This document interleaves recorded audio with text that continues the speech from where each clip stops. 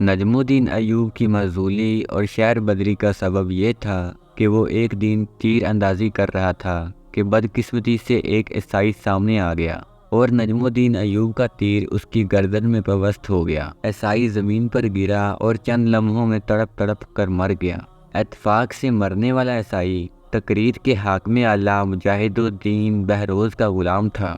نجم الدین ایوب نے بہت عاجزانہ لہجے میں اپنی صفائی اور معذرت پیش کی، مگر بہروز نے اس کی کوئی دلیل قبول نہیں کی اور شدید غضب کی حالت میں حکم دیتے ہوئے کہا، برسوں کی خدمت کے صلے میں بس اتنی رعایت دی جا سکتی ہے کہ تم دونوں بھائی ہمیشہ کے لیے اپنے چہروں کو میری نظروں کے سامنے سے گم کر دو۔ اسد الدین شیرکو نے بڑی اذیت و کرب کے ساتھ حاکم اعلیٰ مجاہد الدین بہروز کا حکم سنا اور پھر اداس لہجے میں کہنے لگا، بھائی معظم، یہ سب تقدیر ہے، کبھی تخت شاہی اور کبھی تخت مرگ، یہی دنیا کا نظام ہے۔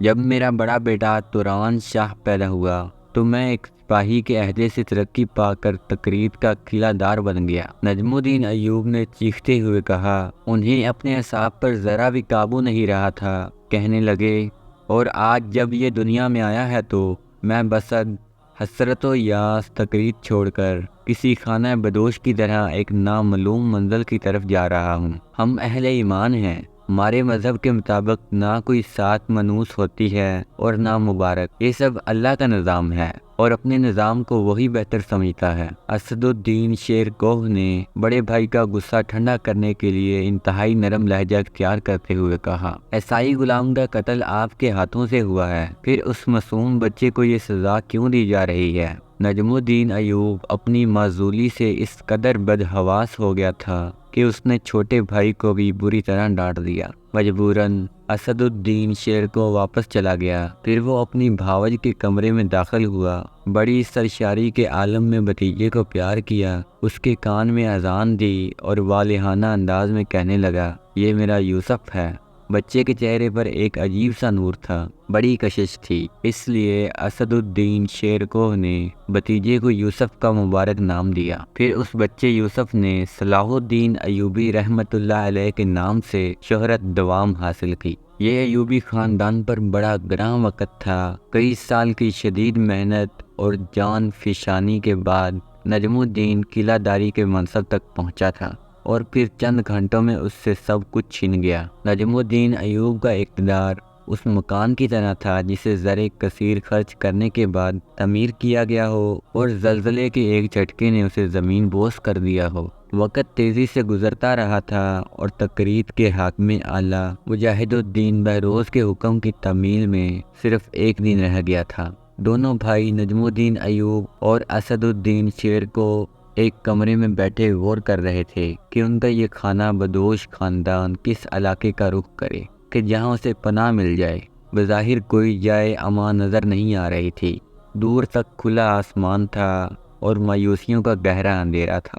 یکایک اس تاریکی میں روشنی کی ایک لکیر نمودار ہوئی اور نجم الدین ایوب کھڑے ہو گئے۔ کاش ایسا ہو جائے۔ نجم الدین ایوب شدید بے چینی کے عالم میں بار بار ایک ہاتھ دوسرے ہاتھ پر مار رہا تھا اور اس کی زبان سے بس یہی مخصوص الفاظ ادا ہو رہے تھے کہ کاش ایسا ہو جائے۔ بڑے بھائی کی یہ کیفیت دیکھ کر اسد الدین شیرکوہ بھی کھڑا ہو گیا اور پوچھنے لگا، کیا ہو جائے بھائی؟ چھوٹے بھائی کی یہ بات سن کر نجم الدین ایوب کے سامنے 6 سال پرانا ایک واقعہ اپنے پورے خدوخال کے ساتھ ابھر آیا۔ یہ 526 ہجری کا زمانہ تھا اور بغداد پر عباسی خلیفہ مسترشد باللہ کی حکومت تھی۔ اسی دوران میں زنگی حکومت کے بانی عماد الدین نے عراق میں شکست کھائی اور اپنے سپاہیوں کے ہمراہ فرار ہو کر دریائے دجلہ کے بائیں کنارے پر دم لیا، مگر ابھی اس کے لیے کوئی جائے پناہ نہیں تھی، کیونکہ دشمن کا لشکر مسلسل عماد الدین زنگی کے تعاقب میں تھا۔ دریا کے اس پار ایک چٹان پر تکریت کا ناقابل تسخیر قلعہ واقع تھا۔